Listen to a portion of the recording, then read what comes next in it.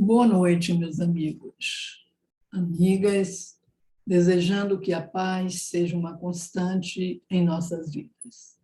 É com muito prazer que estamos aqui com vocês para conversarmos. Convite feito pelo Seca Luz.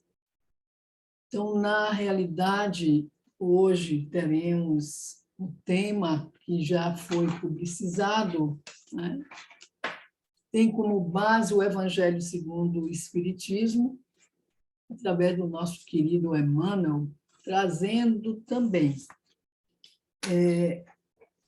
o capítulo 13 da primeira epístola de Paulo aos Coríntios. Exatamente o capítulo 29, que fala sobre a compreensão. E para nós falarmos desse capítulo, nós vamos lembrar efetivamente do nosso querido Paulo, né? Quando ele colocou sobre a questão da caridade, e ele traz como primeira reflexão, quando dissera: ainda que eu falasse as línguas dos homens e dos anjos, e não tivesse caridade, seria como metal que soa ou como sino que tinha.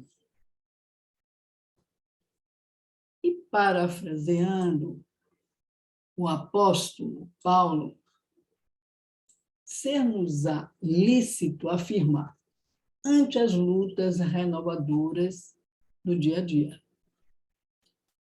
Se falo nos variados idiomas do mundo e até mesmo na linguagem do plano espiritual, a fim de comunicar-me com os irmãos da Terra e não tiver compreensão de que, meus amigos, nos meus semelhantes, eu serei qual gongo que soa vazio, ou qual martelo que bate inutilmente.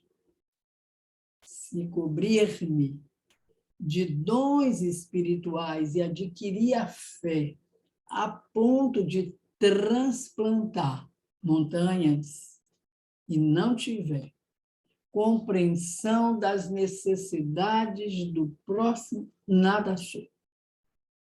E aqui nós vamos refletir, né, como nós agimos na nossa vida, no nosso dia a dia.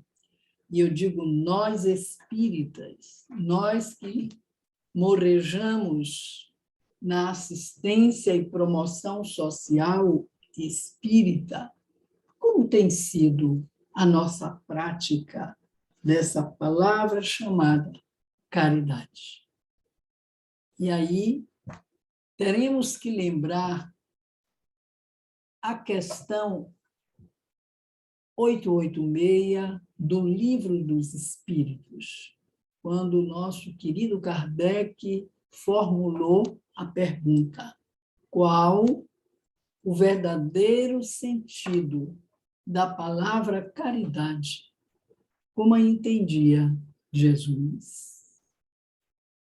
E os espíritos deram a seguinte resposta, sob a égide do Espírito de Verdade, que é Jesus. E a resposta foi: vamos voltar à pergunta mais uma vez. Qual o verdadeiro sentido da palavra caridade, como a entendia Jesus?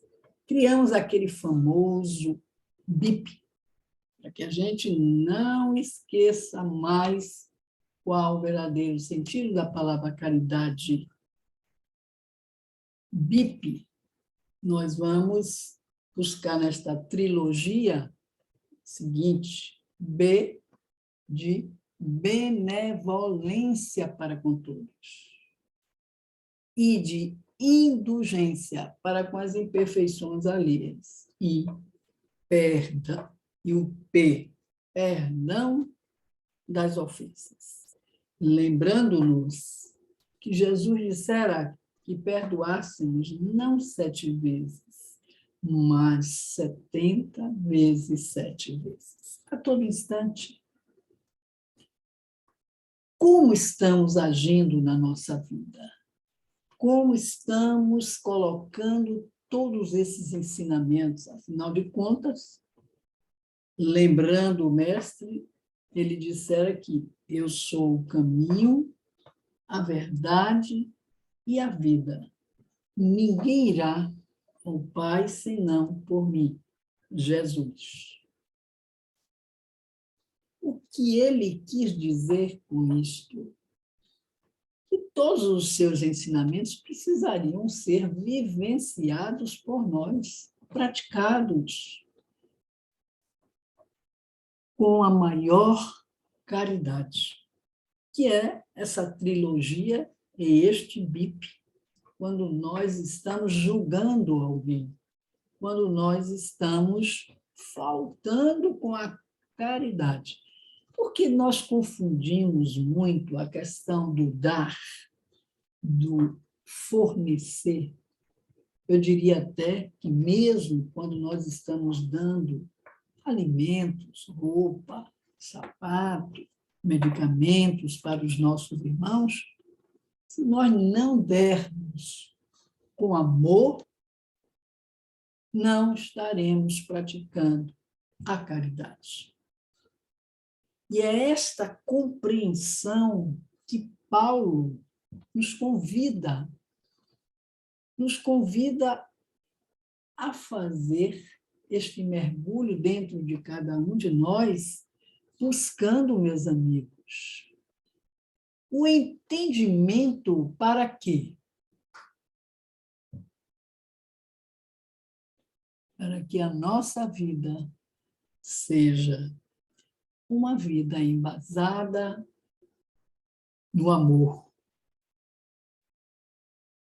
E enquanto eu estava lendo, refletindo, pesquisando, eu me lembrei do nosso querido companheiro Alírio de Cerqueira Filho, que esteve conosco no ano passado, no Dia Estadual da Assistência e Promoção Social Espírita, que a FEB promove através da APS, Assistência e Promoção Social Espírita, o encontro. E ele esteve, juntamente com a Margarete Ack e com a Nádia Matos, nossa companheira da federação, trazendo as reflexões. E ele se baseou, eu vou fazer questão de mostrar para vocês, neste livro, que é Fora da Caridade Não Há Salvação. É o título do livro que ele trouxe para nós, fazendo uma leitura embasada na carta do Paulo aos Coríntios, que versa sobre todas essas questões, mas principalmente sobre a caridade. Porque sem caridade, sem este sentimento, que é um sentimento puro, que Jesus demonstrou em toda a sua existência aqui, quando esteve na Terra, a forma dele atender, a forma dele verificar o outro, perceber o outro, sentir o outro, era amor. Vocês poderão dizer, Suzy, você está falando de Jesus, sim, mas ele disse que nós poderíamos fazer muito mais. Só ia depender de cada um de nós. E se nós estamos nessa caminhada dentro da doutrina espírita, estudando, pesquisando, se comprometendo no nosso processo evolutivo, lógico que ele tem que ser o modelo a ser seguido, né?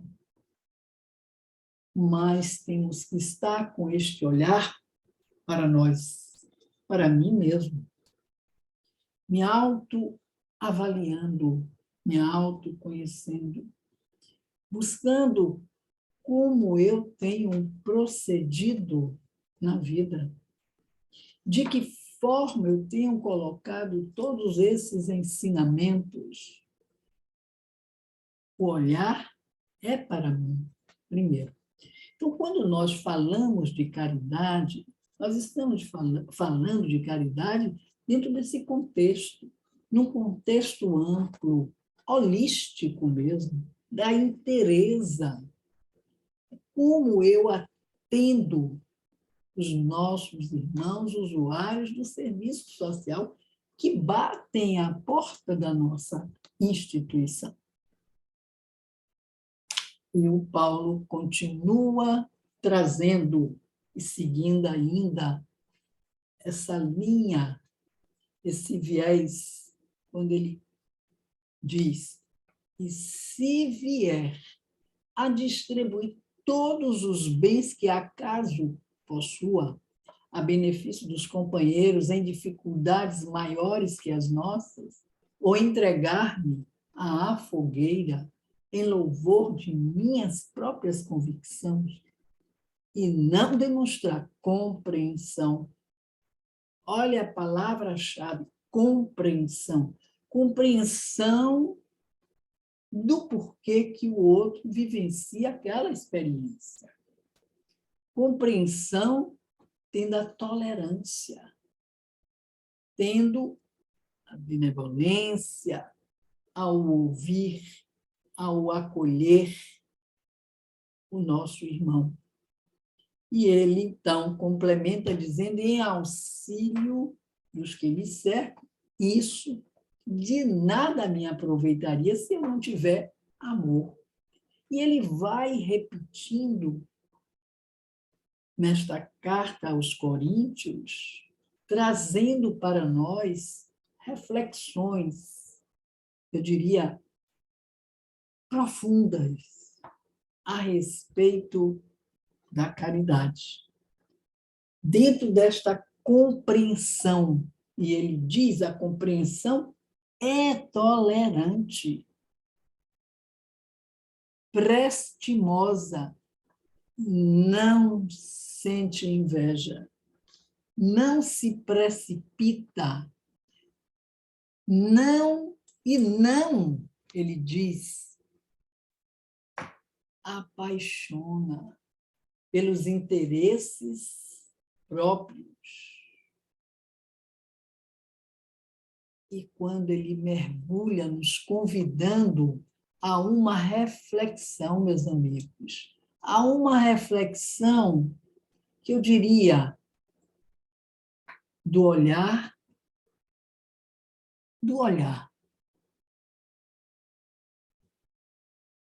no outro, dentro desse contexto de colaborar no processo, sem, contudo, interferir na programação que o outro, evidentemente, vivencia, que é a sua trajetória evolutiva, como eu tenho, como você tem.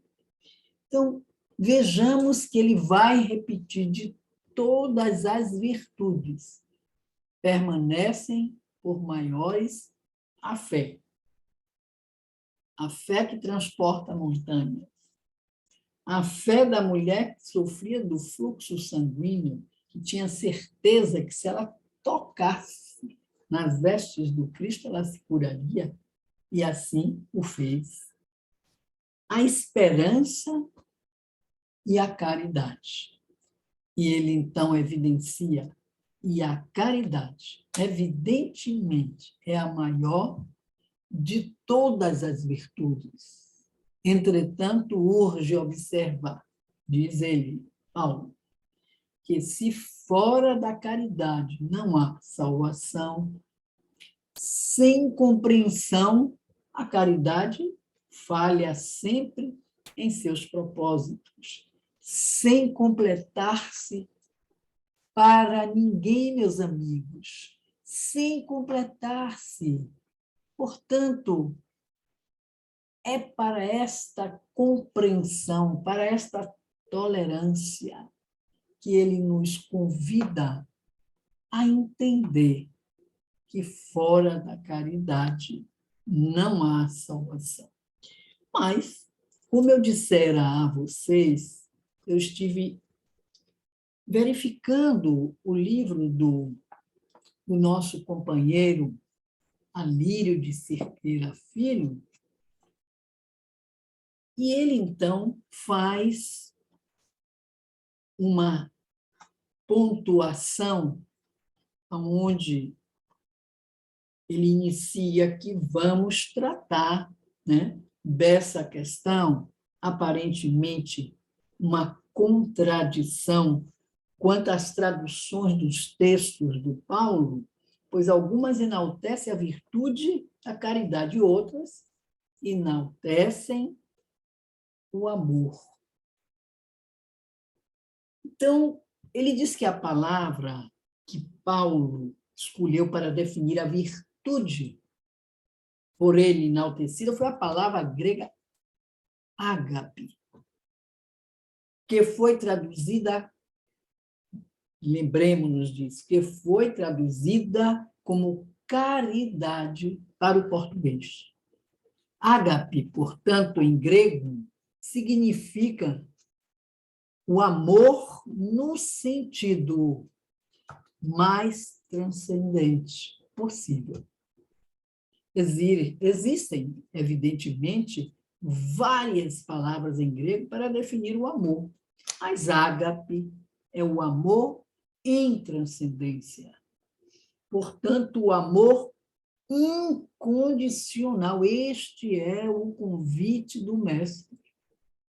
E o Paulo está nos trazendo e traduzindo para nós, a fim de que façamos este mergulho e observemos-nos na nossa trajetória nesta reencarnação. Então, ele diz que ágape é o amor em transcendência, o amor incondicional que foi definido como caridade nas línguas latinas. Todos nós somos convidados, meus amigos, a praticar esse amor, no sentido mais profundo. Ágape, portanto, pode ser traduzida para o português como caridade, como tantas outras palavras, né, que existem no Evangelho e que nós fazemos, às vezes, uma confusão na interpretação. Mas o Paulo nos traz com muita clareza. E ele diz o seguinte, como a caridade ou como o amor transcendente, incondicional, diferentemente da palavra filha, que também significa amor em grego, só que é um amor mais terreno, mais próximo da amizade, um amor de relacionamento. Já ágape significava o amor mais transcendente. Repito, para que a gente entenda o porquê que Paulo, na sua carta aos Coríntios, ressalta. Então, ágape significa o amor mais transcendente. Comparando metaforicamente, é o amor na horizontal da vida. Entretanto, ágape é o amor no sentido vertical, que estabelece o contato direto com Deus. Podemos, então, traduzir essa palavra para caridade, que vem de caritas, em latim, que gerou caridade em português. Entretanto, no vocabulário cristão, ágape é o amor que move a vontade em busca efetiva do bem de outrem. E aí a gente tem que ter um cuidado, principalmente nós, que trabalhamos na assistência e promoção social. as casas espíritas. Quando o nosso irmão, aquele que nós classificamos como usuário do serviço social, que no passado era conhecido como assistidos, quando ele vinha e vem nos procurar, nos pedir, solicitar, a gente deve observar-se primeiro. Que sentimento nos anima naquele momento? O que vibra em mim? É o primeiro cuidado que precisamos ter, a fim de que a gente pratique o verdadeiro sentido da palavra caridade, como a entendia Jesus. Porque se eu vou analisar o outro, se eu vou julgar o outro, eu estou contrariando os princípios que Jesus nos propôs. O que ele nos convida, ratificado pelo Paulo, é exatamente este olhar primeiro em nós. O que é que está nos animando, vibrando? Como é que sai de mim em direção do outro que vem em busca de lenitivo? Um lenitivo que eu diria material, um lenitivo moral, um lenitivo espiritual. Como estamos atendendo nas nossas casas espíritas? Porque senão seremos como disseram Paulo no início, só relembrando, ainda que eu falasse as línguas dos homens e dos anjos, se não tivesse caridade dentro deste contexto, seria como o bronze que soa ou símbolo que retine. Ainda que eu tivesse o dom de profecia e conhecesse todos os mistérios e toda a ciência, ainda que eu tivesse toda a fé, de maneira tal que transportasse os montes, as montanhas que existem em nós, se não tivesse caridade, nada seria. É este olhar que nós temos o dever de diariamente fazermos também e agirmos dentro da proposta de Santo Agostinho, a revisão diária após a nossa labuta, após o dia, quer seja, no momento em que eu estou exercitando um trabalho material, um trabalho profissional. Mas imaginemos a responsabilidade que temos quando assumimos o trabalho voluntário em prol do outro. A responsabilidade é bem maior. E este olhar e esta visão precisa, na realidade, ser primeiro em mim. É o olhar em mim que brota, que vibra, que sai em direção do outro. O dia que nós agirmos assim, eu diria que nós estamos cumprindo a proposta que o Mestre deixara para cada um de nós. Praticaremos o verdadeiro sentido da palavra caridade, como a entendia Jesus. É um desafio, meus amigos, dentro do contexto, dentro dessa visão material, a vida que nos sufoca ainda, né? Mesmo nós espíritas, mesmo nós que estudamos, mesmo nós que estamos na prática diária, nos surpreendemos ainda. Quanto ainda estamos apegados a essas virtudes, a esses sentimentos contrários à lei do amor. Então, quando Ágape diz, é o desejo em sua forma mais pura pelo bem-estar de outras pessoas, gerando o quê? Louvor e exaltação com o reconhecimento, meus amigos, do valor dos outros. É o preenchimento de um ser humano com um elevado ideal ou dedicação.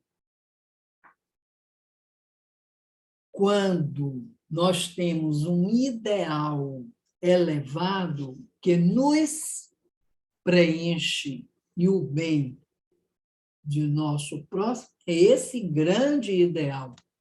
Nós, então, estaremos desenvolvendo a caridade. Porque antes de eu pensar em mim, eu penso no outro. Eu vejo a necessidade do outro. É como o nosso querido Chico Xavier também deixou para nós exemplos maravilhosos da prática do amor, da prática da caridade. Um ser que já estava desperto para tudo isso. Então, vejamos que todos nós queremos ser felizes. Será que tem alguém aqui na sala que não queira ser feliz? Evidentemente que todos nós que aqui estamos, nesta tarde de domingo, 17 de julho de 2022, todos nós queremos ser felizes. Portanto, o amor ágape, o amor caridade é esse desejo de que todas as pessoas sejam felizes como nós queremos nossa felicidade. É a síntese, portanto, de dois preceitos cristãos: amar ao próximo como a si mesmo e fazer aos outros aquilo que gostaria que fosse feito a si. Façamos a seguir, portanto, observando os versículos que foram cantados, recitados pelo Paulo, quando ele disse, lembrando mais uma vez, ainda que eu falasse as línguas dos homens e dos anjos, se não tivesse caridade, seria como o bronze que soa ou símbolo que retine. Paulo, portanto, começa falando sobre as línguas dos homens e dos anjos. Ele era um especialista no assunto, lógico, pois ele era poliglota.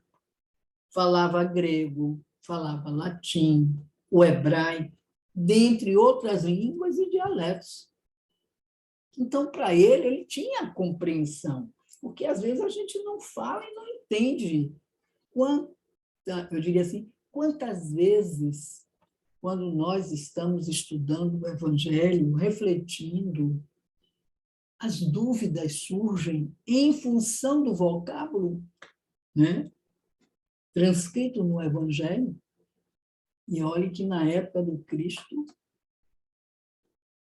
todas essas palavras trouxeram para nós, eu diria, uma dificuldade de entender Jesus na sua pureza.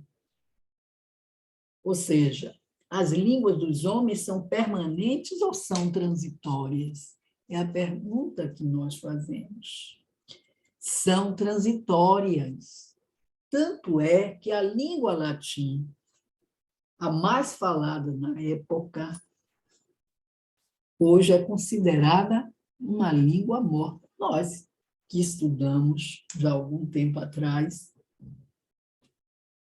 estudávamos latim. E não era na faculdade, não. Era no ensino de segundo grau, era latim. Todos nós, eu, era obrigatório.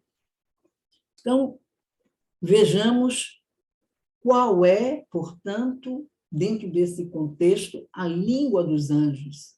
Os espíritos iluminados é a língua do pensamento. que expressa o quê, meus amigos? O amor. Que expressa o amor. Qual é o significado da palavra bronze, que soa, ou do símbolo, que retine? Algo que só faz barulho. E quantas vezes nós analisamos o irmão nosso, quando ele vai falar, qual é a expressão que a gente usa? Gosta de falar cheio de floreios, quando às vezes até usa uma palavra mais, eu diria, mais agressiva, né? Às vezes, inclusive, choca o outro. Isso é falta de caridade. Eu estou fazendo questão de chegar neste nível de entendimento para todos nós que aqui estamos. Portanto, amigos, existem pessoas que usam da assistência social para fazer barulho? É a pergunta. Kardec destaca, inclusive, naquela época, o capítulo inteiro sobre isso no Evangelho segundo o Espiritismo. Não saiba a vossa mão esquerda o que dê a vossa mão direita. E quando nós refletimos e interpretamos, na maioria das vezes nós interpretamos ao pé da letra, daí distorcermos o significado da proposta. Portanto, a pessoa trombeteia aquilo que ela faz. Coloca, como se diz, no alto-falante, coloca no jornal, coloca na rádio, né, para que todo mundo saiba. Mas a proposta de Jesus é que nós estejamos fazendo com caridade. E a caridade é não expor o outro. Quantas vezes fazemos, entre aspas, damos uma ajuda, mas acaba falando com A, com B, com C? É falta de caridade. Quantas pessoas que nós conhecemos no nosso dia a dia que têm a prática da proposta do Paulo, da proposta do Cristo, que não trombeteássemos, fizéssemos, entre aspas, as escondidas, para que ninguém visse. Isto porque, para que você não expusesse o outro. Veja como é complexo fazer, entre aspas, a caridade. Porque ainda estamos nesse nível evolutivo. É uma questão de consciência. Falar, eu digo que é fácil. Falar, na realidade, é uma tranquilidade. Mas o exercer aquela ação, aquela atividade embasada dentro desses princípios é o desafio. Então, vejamos, meus amigos, que o nosso Paulo diz: conhecesse todos os mistérios e toda a ciência. O que ele está querendo simbolizar com isso? Na sua expressão, o que é o conhecimento de todos os mistérios de toda a ciência? Em um planeta de expiações e provas, a ciência humana tem a pretensão de conhecer a realidade da vida, mas diante de um universo incomensurável, o conhecimento científico que temos mesmo hoje é uma quimera, e ainda mais a época do Paulo. Como não era? Então, o conhecimento das nossas ciências são quimeras perto da realidade espiritual da vida. Se não houver caridade, o que vai acontecer? Essa mesma ciência é usada contra à humanidade. Então, depois ele fala da fé, que transportasse os montes. Jesus disse que se nós tivermos fé do tamanho de um grão de mostarda, nós poderemos dizer para a montanha se transportar daqui para colar, e ela se transportará. É claro que esse versículo, né, do Evangelho de Jesus não deve ser entendido ao pé da letra, aliás, nada, porque a época de Jesus estávamos lá, viu? Não esqueçamos desse detalhe, porque às vezes quando a gente fala, tem a sensação de que era outra humanidade, éramos nós, que estamos nessa caminhada há milênios. Então vejamos que é claro que o versículo do Evangelho de Jesus não deve ser entendido ao pé da letra, não, meus amigos. Portanto, Paulo, nesta passagem do Evangelho, ele fala que se tivermos toda a fé, de maneira tal que transportasse os montes, se não tivermos caridade, nada seremos. Qual é o significado disso? A fé sem caridade é morta em si mesma. A fé significa confiança, meus amigos. Uma pessoa que tem muita confiança em si mesma, se não tem o amor, a caridade direcionando essa confiança, pode usá-la contra ela mesma. Ela pode usar contra o seu próximo. Perceberam a necessidade desse mergulho? É voltarmos para dentro de cada um de nós. É necessário que tenhamos fé, sim, confiança, mas norteada pela caridade, pelo amor a nós mesmos e pelo nosso próximo. Para quê? Para nos sintonizar com Deus. Aí eu vou lembrar 3 palavras que nós, o ano passado, na Macro, fizemos, né, um mergulho profundo, que é o centrar-se, o descentrar-se e o supercentrar-se. O que significa centrar-se? É quando você faz esse mergulho, que você entende que você provém de Deus, que você tem a centelha, que essa união só depende de mim. O descentrar-se é quando eu pratico a famosa ética da alteridade, é quando eu me coloco no lugar do outro, é quando eu acolho o outro dentro de todo esse princípio chamado caridade. Então, o desafio é muito grande. E vejamos, a fé verdadeira é a fé em que nós confiamos em nós mesmos, confiamos em Deus e confiamos na vida, porque sabemos que não estamos aqui na Terra para sofrermos. O sofrimento fomos nós que criamos usando mal a lei de liberdade. Então, meus amigos, essa tríade gera, portanto, a verdadeira fé, que só vai existir se houver caridade. É um momento que eu me conheço, me amo. É um momento que eu faço mergulho em mim e me coloco à disposição do outro e estou em comunhão com Deus. Lembrando, né, que recentemente a ciência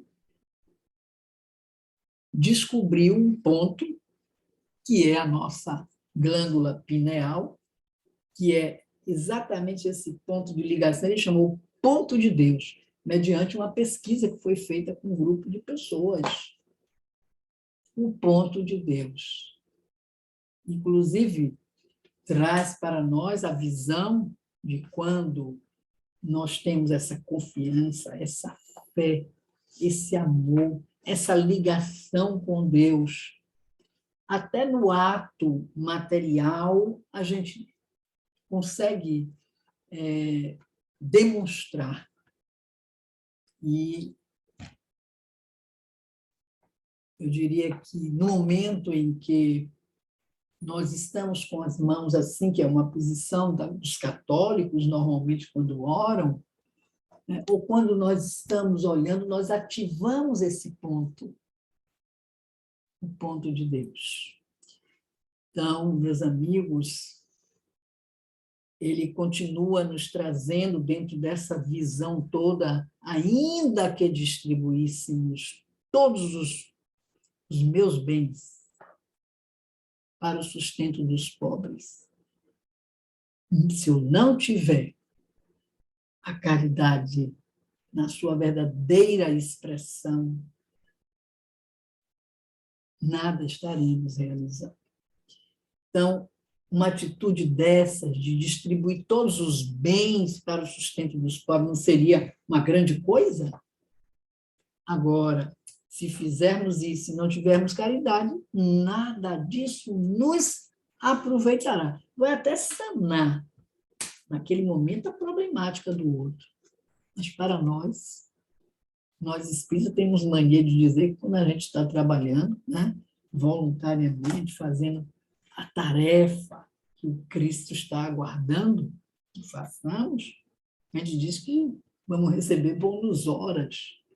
Ou seja, já estamos com o olhar no bônus horas, a gente deve fazer sem visar nada disso, fazer porque se sente bem, porque se sente o outro e gostaria que assim agissem conosco, comigo, com vocês.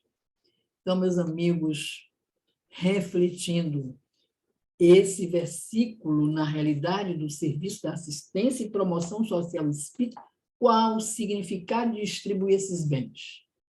Precisamos parar para analisar. É o próprio assistencialismo, é quando eu dou, simplesmente. Me vem pegar uma roupa, eu ponho a roupa, às vezes até com mau humor, né? Com pressa. Não pratiquei caridade. Precisamos estar atentos a esta forma de agir. Então, por mais que se diga que o assistencialismo é caridade, não o é, realmente. Ele apenas resolve questões momentâneas do outro, mas não promove o indivíduo, porque a caridade é algo bem maior. É quando você se coloca para ajudar o outro a ele tomar essa consciência e fazer essa revolução também dentro de si. Imaginemos nós da assistência social chegando na outra dimensão e encontrarmos os nossos irmãos que estiveram conosco na nossa caminhada evolutiva na casa espírita, todas as semanas, ou quinzenalmente, ou mensalmente conosco, e nós dávamos as coisas simplesmente. Lá, como a gente tem uma expansão de consciência, aí nós vamos ver que nada do que fizemos atingiu o objetivo maior que Jesus propôs, que o Paulo vem nos trazer, vem nos ratificar. Então, e ainda que entregasse o próprio corpo para ser queimado, Paulo ainda nos chama a atenção, hoje não temos mais os martírios físicos, mas na época de Paulo era comuns os martírios físicos, meus amigos. Atualmente existem os martírios morais, daqueles que se lançam no mundo como fiéis servidores de Jesus. Se nós fizermos isso, mas se não houver caridade, não estaremos verdadeiramente nos elevando até Deus. A caridade, portanto, é paciente, é benigna.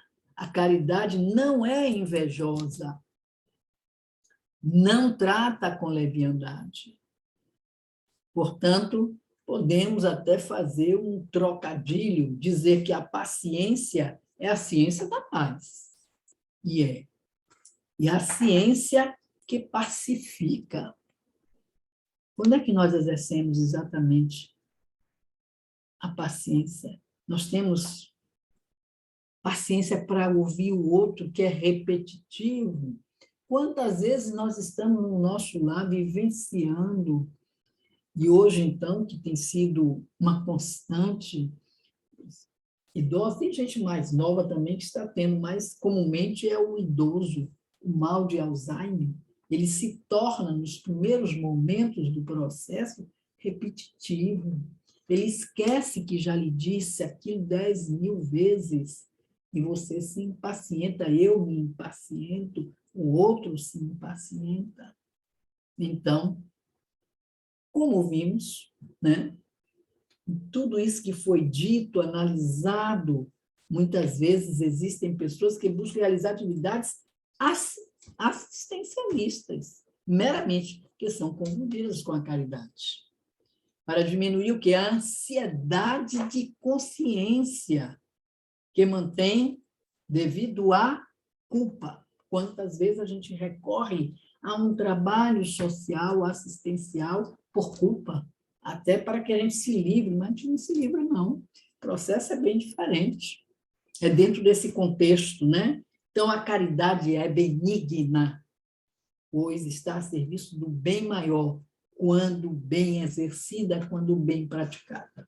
É a consequência natural desse bem, não é invejosa. Repito mais uma vez, a inveja é um sentimento egóico, extremamente infeliz. O invejoso, assim como o ciumento, está centrado nos outros, desejando o que os outros têm, ou, como é mais comum, que os outros percam o que têm. A maior parte, meus amigos, das pessoas invejosas quer que os outros percam o que têm por motivo de sua inveja. Já a pessoa caridosa se rejubila quando alguém está bem, vibra, porque já ama o outro, se sente bem porque o outro está bem. Então, a pessoa que realmente está alimentando a caridade quer estar bem, meus amigos. E aqui o nosso querido Paulo diz depois, fala da leviandade. A leviandade é esse movimento que leva a pessoa a agir sem seriedade, de uma forma irrefletida, compulsiva. Quem deseja aparecer pelos seus atos de caridade se afasta da verdadeira caridade. A soberba é a antítese da caridade, meus amigos. A caridade não se conduz inconvenientemente. Que inconveniência é essa que Paulo aborda? O que é agir de forma inconveniente em relação ao outro?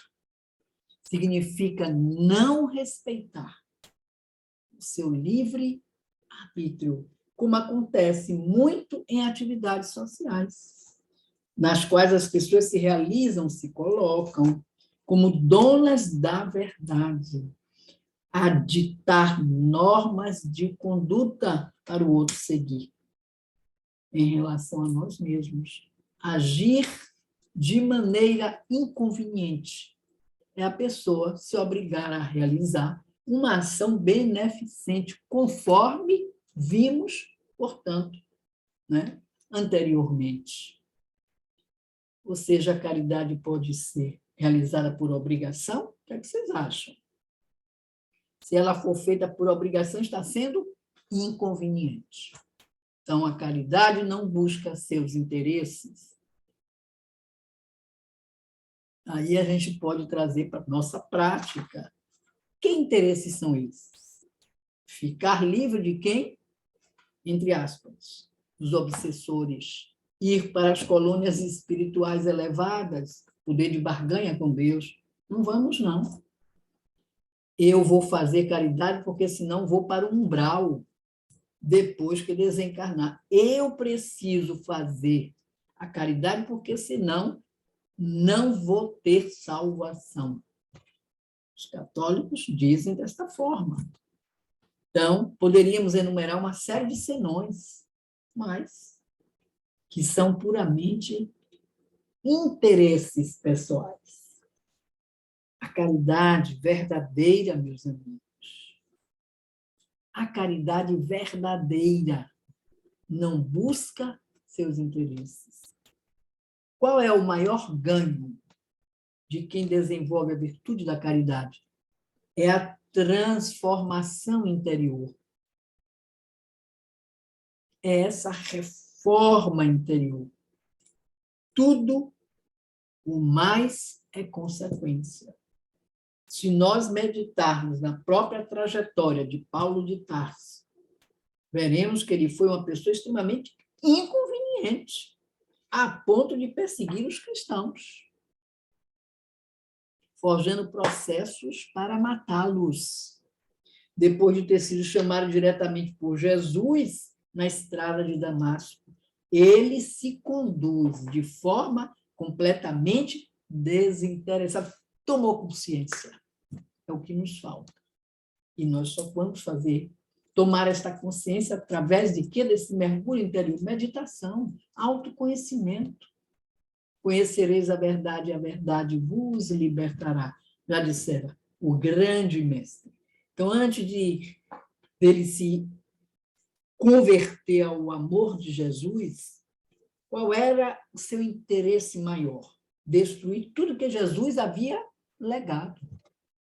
Após a sua conversão, contudo, doa-se intensamente ao ministério do amor com Jesus.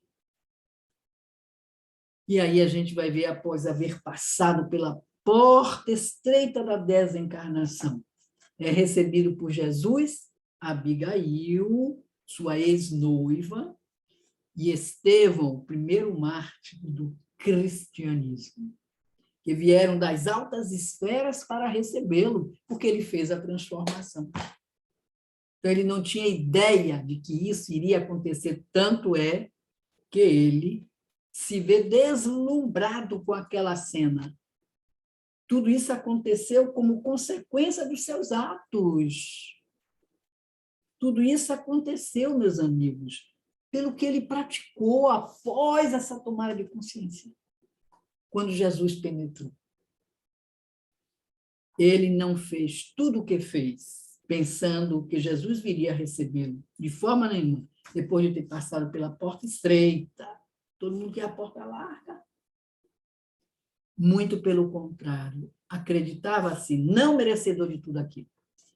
O horário já nos convida a concluirmos. Teríamos muito mais para dizer, mas que fiquemos com as reflexões, levando para a nossa vida, levando para o nosso dia a dia e colocando-se à disposição do Mestre, não perguntando mais, Senhor, o que queres tu de mim? Mas dizendo, Senhor, eis-me aqui, profundamente como Paulo. Que Jesus nos abençoe. Muita paz para todos.